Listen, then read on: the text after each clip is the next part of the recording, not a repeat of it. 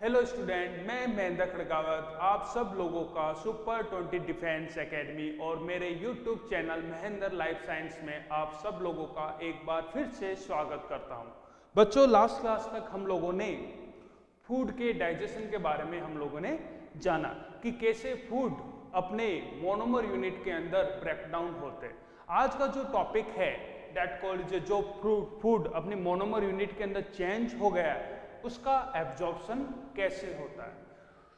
Absorption of food, इसका मतलब ये होता है कि जो फूड डाइजेस्ट हुआ है यानी अपने मोनोमर यूनिट के अंदर चेंज हुआ है वो ल्यूमन इंटेस्टाइनल ल्यूमन से ट्रांसफर होकर के कहाँ पे जाता है बेटा? ब्लड के अंदर जाता है। इस प्रोसेस को क्या बोलते हैं बेटा? एब्जॉर्प्शन। तो एब्जॉर्प्शन क्या है बेटा? एब्जॉर्प्शन क्या है? Transfer of nutrient, transfer of nutrient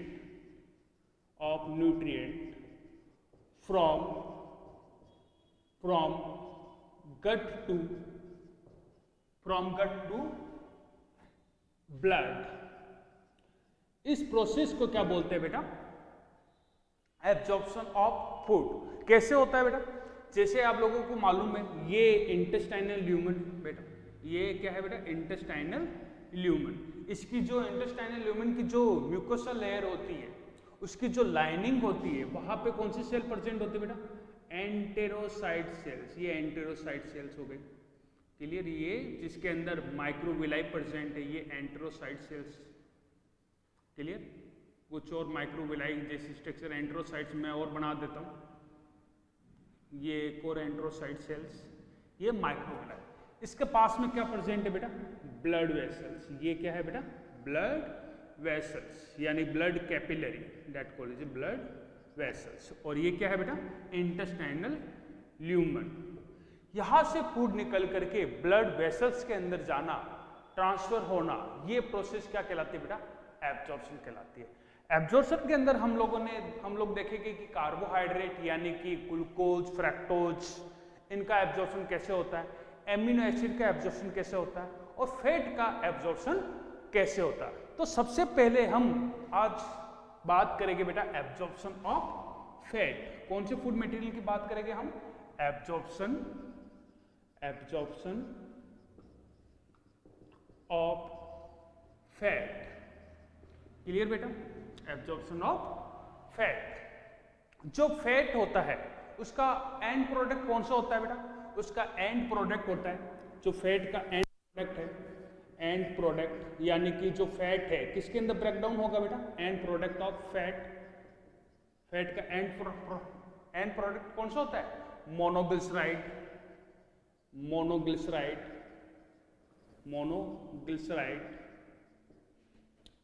fatty acid chain and glycerol. ये जो है ये क्या है बेटा? फैट का एंड प्रोडक्ट है, यानी कि फैट किसके अंदर डाइजेस्ट होता है? मोनोग्लिसराइड, फैटी एसिड चेन और ग्लिसरॉल के अंदर चेंज होता है। जो ग्लिसरॉल होता है मेनली कौन सा बेटा? ग्लिसरॉल। लिख देता हूं मैं यहां पे। ग्लिसरॉल जो होता है, ग्लिसरॉल ये वाटर सोल्यूबल होता है। वाटर सोल्यूबल यानी कि कैसे नेचर का होता है बेटा? हाइड्रोफिलिक नेचर का होता है, क्लियर। यानी कि ग्लिसरॉल कैसा होता है बेटा? वाटर सोल्यूबल होता है, वाटर सोल्यूबल होता है यानी कि कैसे नेचर का होता है? हाइड्रोफिलिक नेचर का ये होता है, हाइड्रोफिलिक नेचर का होता है। तो ग्लिसरॉल को डायरेक्ट ही क्या कर लिया जाता है बेटा? एब्जॉर्ब कर लिया जाता है, क्लियर। यानी कि ये ग्लिसरॉल का मॉलिक्यूल्स है, ये ग्लिसरॉल है, इसको बिना किसी रुकावट के ब्लड वेसल्स तक ये चला जाएगा यानी डायरेक्टली एब्जॉर्ब हो जाएगा, क्लियर। तो ग्लिसरॉल कैसा एब्जॉर्प्शन होगा बेटा? डायरेक्टली डिफ्यूजन प्रोसेस से ये एब्जॉर्ब हो जाएगा। लेकिन सबसे ज्यादा कॉम्प्लिकेटेड चीज क्या होती है बेटा? Absorption of monoglyceride and fatty acid. ये जो एंड प्रोडक्ट है ये किस नेचर के होते हैं बेटा? हाइड्रोफोबिक नेचर के होते हैं। इसको डायरेक्टली एब्जॉर्ब हम नहीं कर सकते, ये डायरेक्टली ल्यूमन से निकल करके ब्लड वेसल्स के अंदर नहीं जा सकता। यानी कि जो फैट एंड मोनोग्लिसराइड है, मोनोग्लिसराइड जो है ये किस नेचर के होते हैं बेटा? हाइड्रोफोबिक नेचर के होते हैं, मेनली हाइड्रोफोबिक नेचर के होते हैं। यानी कि इनको डायरेक्टली क्या नहीं किया जा सकता बेटा? एब्जॉर्ब नहीं किया जा सकता। तो जो फैट का मेनली डाइजेशन होता है वो मल्टीपल स्टेप के अंदर होता है। यानी कि ये कैसी प्रोसेस है बेटा? मल्टीपल स्टेप प्रोसेस है। It is multiple step process. ये कैसी प्रोसेस है बेटा? मल्टीपल स्टेप प्रोसेस है। इसका पहला स्टेप कौन सा होता है? Formation of micelle. यानी कि फैट के एब्जॉर्प्शन से पहले किसका फॉर्मेशन होता है बेटा? मिसेल्स का फॉर्मेशन होता है। तो चलिए कैसे हम बात करते हैं कि कैसे होता है। पहला स्टेप कौन सा बेटा? फॉर्मेशन ऑफ मिसेल्स का फॉर्मेशन। तो कैसे होता है मिसेल्स का फॉर्मेशन? देखो बेटा, फैटी एसिड जो होता है वो हाइड्रोफोबिक नेचर का होता है, clear? Cholesterol, fatty acid, monoglyceride, ये सब कुछ कैसे होता है बेटा? हाइड्रोफोबिक नेचर का होता है। तो इनके एब्जॉर्प्शन के लिए बाइल सॉल्ट भी यूज आता है। मैंने आप लोगों को बताया था बाइल सॉल्ट जो होते हैं वो फैट के इमल्सिफिकेशन के अंदर भी यूज आते हैं, यानी कि फैट के डाइजेशन के अंदर भी यूज आते हैं, और प्लस फैट के एब्जॉर्प्शन के अंदर भी यूज आते हैं। तो जो फॉर्मेशन ऑफ मिसेल्स होता है वो कहाँ पे होता है? कौन सी साइट पर होता है? ल्यूमन में होता है बेटा।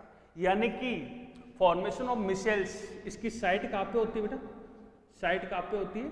Lumen of small intestine. जो ल्यूमन होती है स्मॉल इंटेस्टाइन की, वो साइट होती है मिसेल्स के लिए, क्लियर? तो मिसेल्स का फॉर्मेशन कैसे होता है? यानी कि फैटी एसिड, मोनोग्लिसराइड, ये सब कुछ, कोलेस्ट्रॉल, ये सब कुछ क्या हो जाएगा बेटा? एग्रीगेट हो जाएगा, क्लियर? और इसके चारों तरफ बाइल सॉल्ट आकर के लग जाएगा, क्लियर? कैसे? बाइल सॉल्ट जो होता है मेनली, बाइल सॉल्ट जो होता है, बाइल सॉल्ट कौन कौन से बताए थे मैंने बेटा? Mainly sodium glycocholate and sodium taurocholate. ये एम्फीपैथिक नेचर के होते हैं। कैसे होते हैं बेटा bile salt? It is amphipathic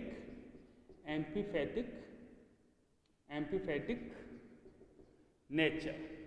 amphipathic nature मतलब इसका हाफ पार्ट किसकी तरह वर्क करेगा? हाइड्रोफिलिक की तरह, और हाफ पार्ट किसकी तरह वर्क करेगा बेटा? हाइड्रोफोबिक की तरह। यानी कि जो बाइल सॉल्ट का जो हेड पोर्शन है, ये हेड है और ये टेल है, क्लियर? इसका जो हेड पोर्शन है वो कैसा बिहेव करता है बेटा? हाइड्रोफिलिक की तरह। और इसका जो टेल पोर्शन है वो किसकी तरह वर्क करेगा बेटा?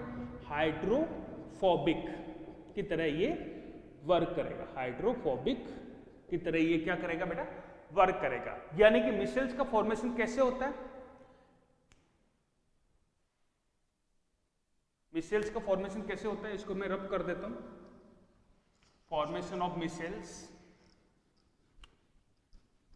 यानी कि aggregate bile salt, fatty acid, cholesterol, clear? चारों तरफ एग्रीगेट हो जाता है और किसका फॉर्मेशन करते हैं बेटा? मिसेल्स का फॉर्मेशन करते हैं। यानी कि फॉर्मेशन ऑफ मिसेल्स के अंदर क्या है बेटा? फॉर्मेशन ऑफ मिसेल्स के अंदर क्या है? Bile salt, fatty acid, monoglyceride,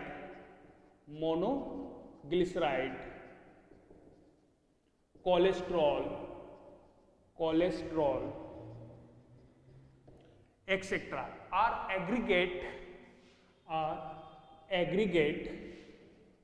are aggregate to form micelle. Micelles का क्या करता है बेटा? फॉर्मेशन होता है। कैसे होता है? ये कोर हो गया बेटा, ये क्या है बेटा, इसके अंदर है बेटा फैटी एसिड, मोनोग्लिसराइड, कोलेस्ट्रॉल, ये सब कुछ आसपास हो गया और इसके चारों तरफ बाइल सॉल्ट आ जाएगा। कैसे? ये इसकी क्या होगी बेटा,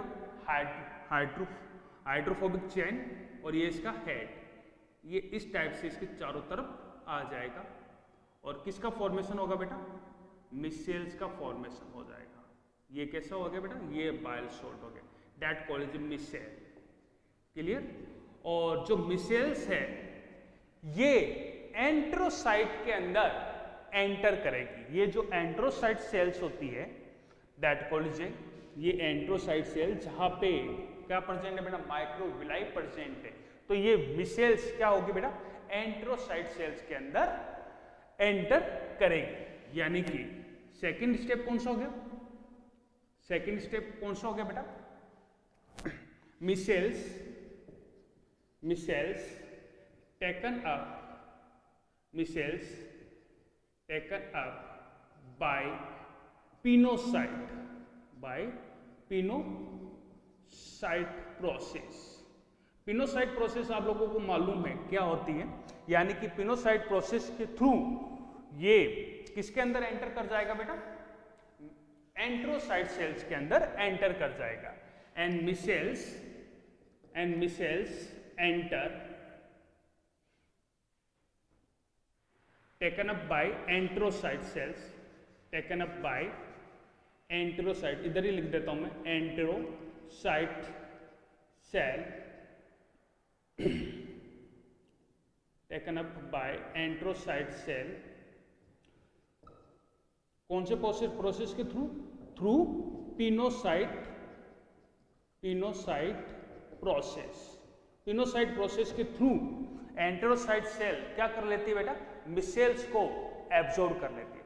जैसे ही मिसेल्स क्या होती है बेटा, एंट्रोसाइट सेल्स के अंदर जाती है, ये क्या है बेटा, मिसेल्स, ये कोर प्रोटीन हो गया जहां पे फैटी एसिड मोनोग्लिसराइड है और इसके चारों तरफ क्या है बेटा, बाइल सॉल्ट लगा हुआ है, ये बाइल सॉल्ट है, ये बाइल सॉल्ट है। क्लियर? ये क्या है बेटा, मिसेल्स है और मिसेल्स किसके अंदर एंटर कर जाएगी बेटा, एंटेरोसाइट सेल्स के अंदर एंटर कर जाएगी। क्लियर? तो इसका सेकंड स्टेप कौन सा हो गया, इन दी एंटेरोसाइट सेल्स के अंदर जाते ही बाइल सॉल्ट क्या हो जाएंगे, रिमूव हो जाएंगे। क्लियर? रिमूव हो जाएंगे। इन एंटेरोसाइट सेल बाइल सॉल्ट, पहला स्टेप कौन सा होगा, bile salt remove, bile salt क्या हो जाएगा बेटा, रिमूव हो जाएगी। मोनोग्लिसराइड फैटी एसिड के साथ बाइंड होकर के किसका फॉर्मेशन करेगा बेटा, ट्राइग्लिसराइड का फॉर्मेशन करेगी। दूसरा स्टेप कौन सा होगा, मोनोग्लिसराइड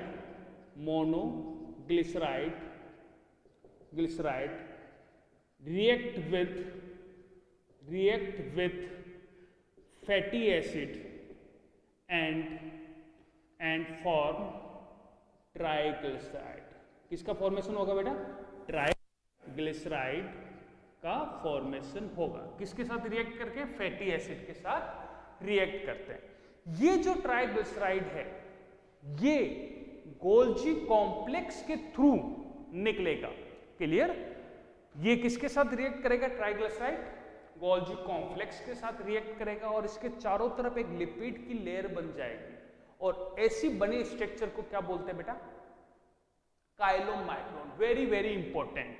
तो नेक्स्ट स्टेप कौन सा हो गया बेटा, ये तो सेकंड स्टेप था, फॉर्मेशन ऑफ मिसेल्स का फॉर्मेशन कहां पे हो रहा है बेटा, ल्यूमन के अंदर हो रहा है और ल्यूमन से वो मिसेल्स किसके अंदर जा रहा है बेटा, एंटेरोसाइट के अंदर जा रहा है और एंट्रोसाइट सेल्स के अंदर बाइल सॉल्ट रिमूव हो जाते हैं और मोनोग्लिसराइड रिएक्ट करता है फैटी एसिड से और वापस क्या बनता है बेटा, ट्राइग्लिसराइड का यानी कि ट्रू फैट का फॉर्मेशन हो जाता है। क्लियर? तो सेकंड स्टेप है फॉर्मेशन ऑफ काइलोमाइक्रो।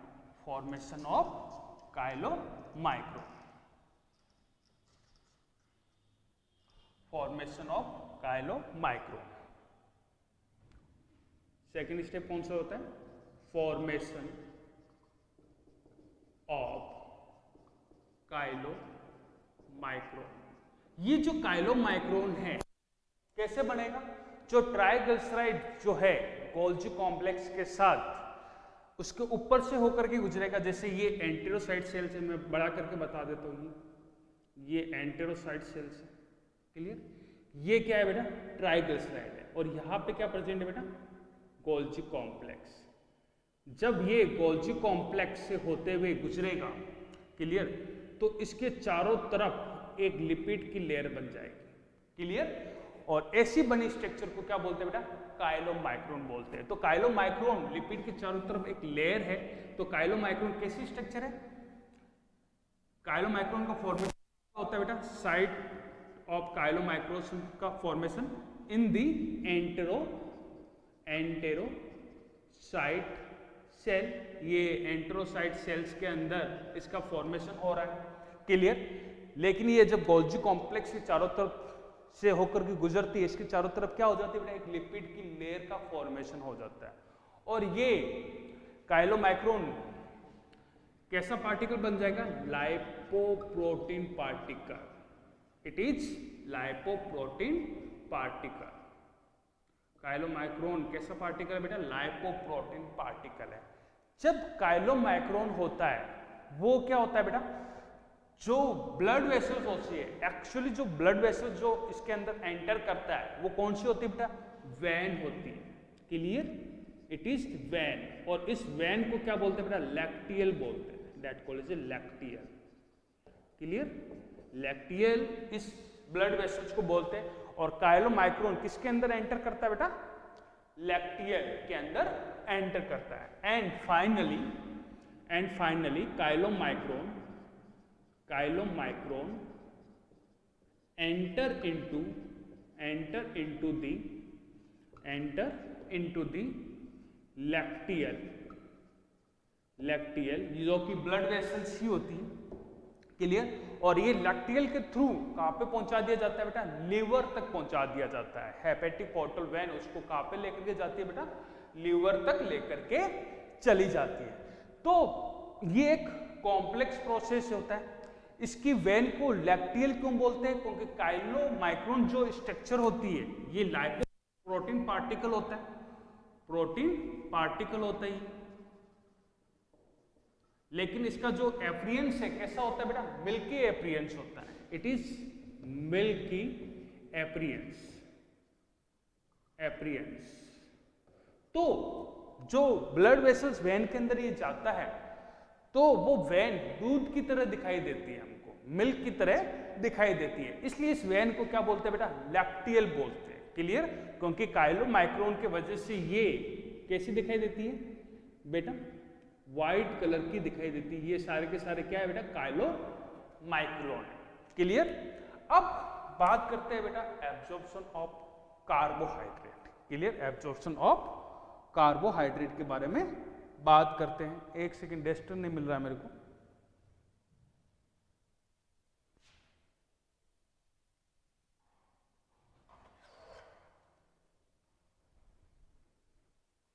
हेलो, ठीक है। अब बात करते हैं बेटा कार्बोहाइड्रेट के एब्जॉर्प्शन के बारे में। नेक्स्ट टॉपिक है बेटा एब्जॉर्प्शन ऑफ कार्बोहाइड्रेट।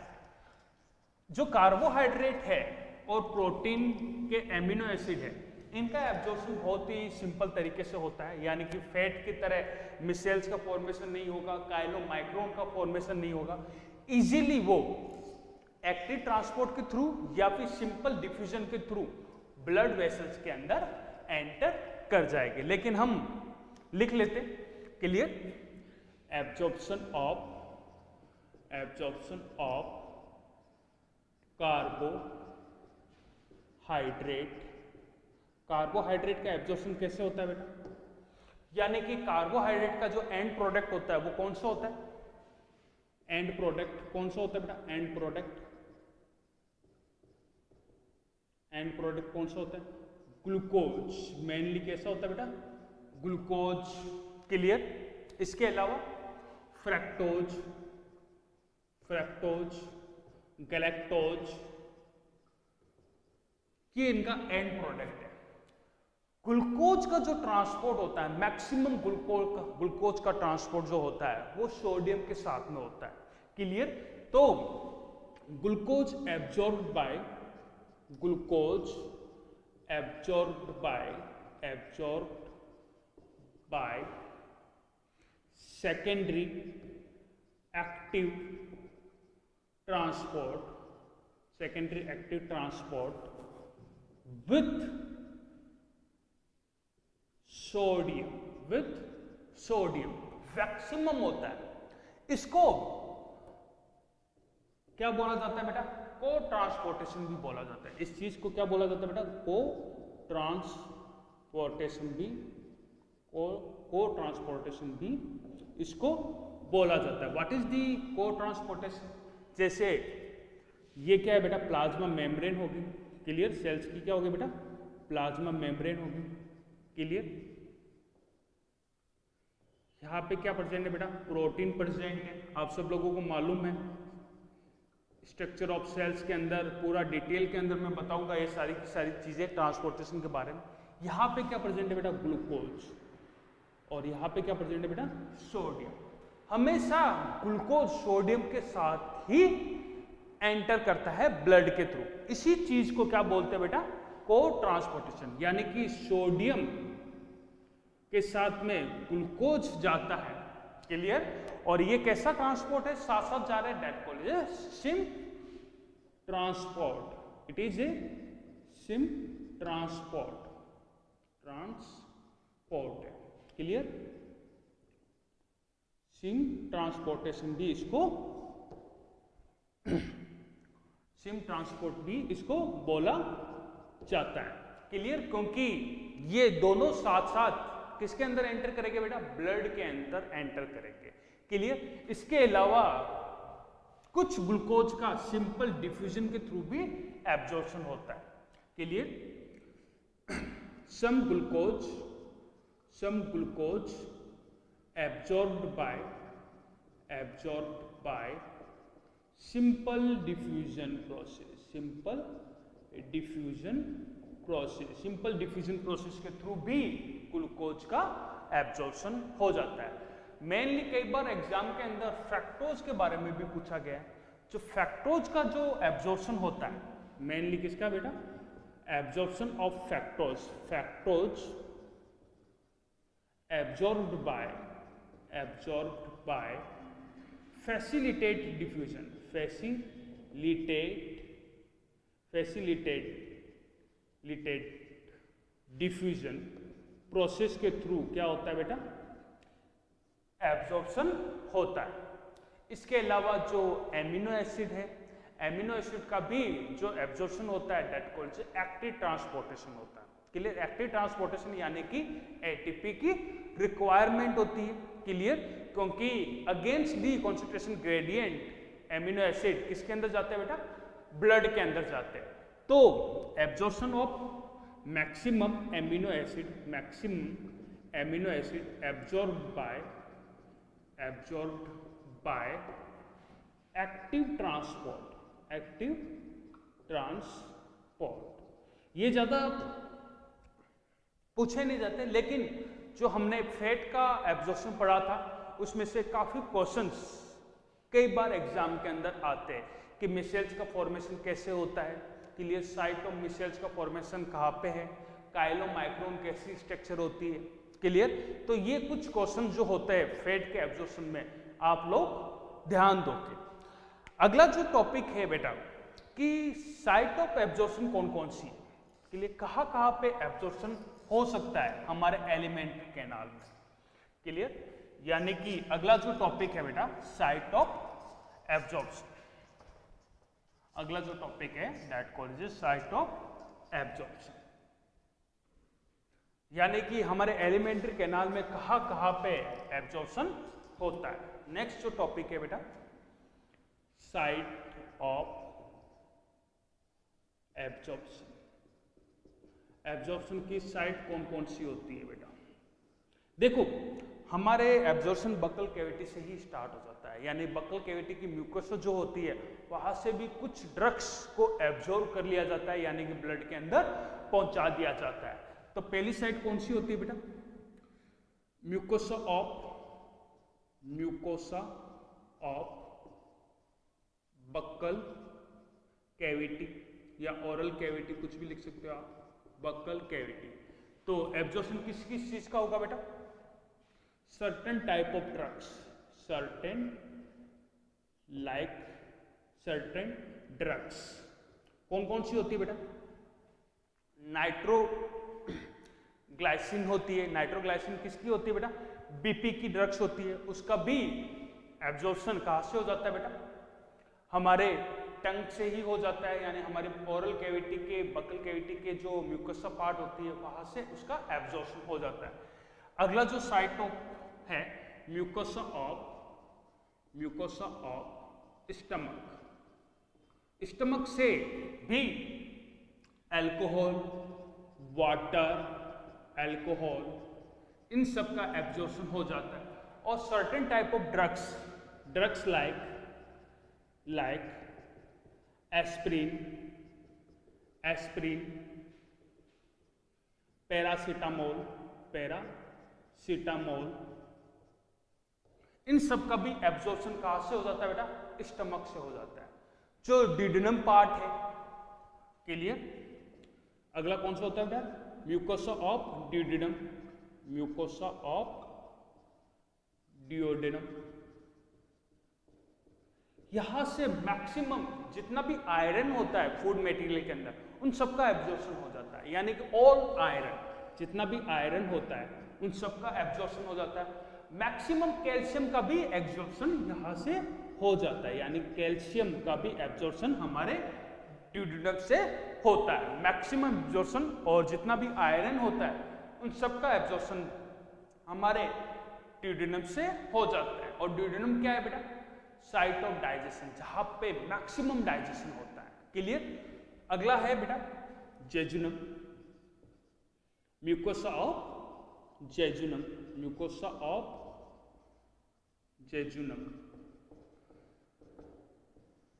जितने भी प्रकार का फूड मटेरियल होता है, चाहे वो प्रोटीन है, चाहे वो कार्बोहाइड्रेट है, चाहे वो फैट है, इन सब का एब्जॉर्प्शन कहां पे होगा बेटा? जेजुनम में होगा, यानी कि maximum absorption. It is a site of absorption, maximum absorption यहां ही होता है। जितना भी फूड मटेरियल होता है, कार्बोहाइड्रेट, प्रोटीन और फैट, क्लियर? अगला होता है बेटा पांचवा साइट कौन सी होती है बेटा एब्जॉर्प्शन की? Mucosa of ileum. ये सारे के सारे क्वेश्चंस आ रखे हैं बेटा, ठीक है क्या?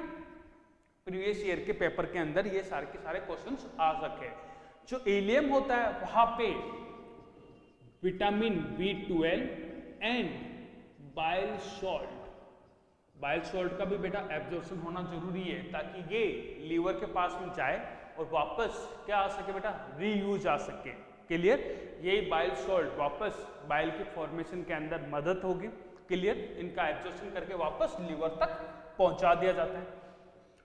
कोलोन, यहां पे भी मैक्सिमम वाटर का एब्जॉर्प्शन होता है बेटा। वाटर का एब्जॉर्प्शन तो लगभग सब जगह पर होता है, लेकिन कोलोन के अंदर भी वाटर का एब्जॉर्प्शन होता है। मिनरल्स, कई प्रकार के मिनरल्स होते हैं, क्लियर? उनका भी एब्जॉर्प्शन कहां पे होता है बेटा? कोलोन के अंदर होता है। अच्छा बताइए, वाटर का एब्जॉर्प्शन कैसे होता है? By osmosis, clear? ऑस्मोसिस के थ्रू ही वाटर का एब्जॉर्प्शन होता है। तो आज की जो क्लास है बेटा, हमने एब्जॉर्प्शन को कंप्लीट रूप से जान लिया है, क्लियर? नेक्स्ट क्लास के अंदर हम लोग जो एब्जॉर्ब फूड है उसका एसिमिलेट कैसे होता है, यानी कि उसका यूज क्या होता है, और हम लोग डाइजेस्टिव सिस्टम के कुछ डिसऑर्डर पढ़ेंगे एनसीईआरटी लेवल तक, क्लियर? क्योंकि एनसीईआरटी बुक को बाहर हम लोग नहीं जाएंगे। और कल हम लास्ट चैप्टर के अंदर, जैसे ही इसके बाद में जो चैप्टर है लास्ट चैप्टर, ये जो चैप्टर है इसको हम लोग कंप्लीट रूप से कंप्लीट करेंगे, क्लियर? तो आज के लिए इतना ही। थैंक यू एवरीवन, जय हिंद।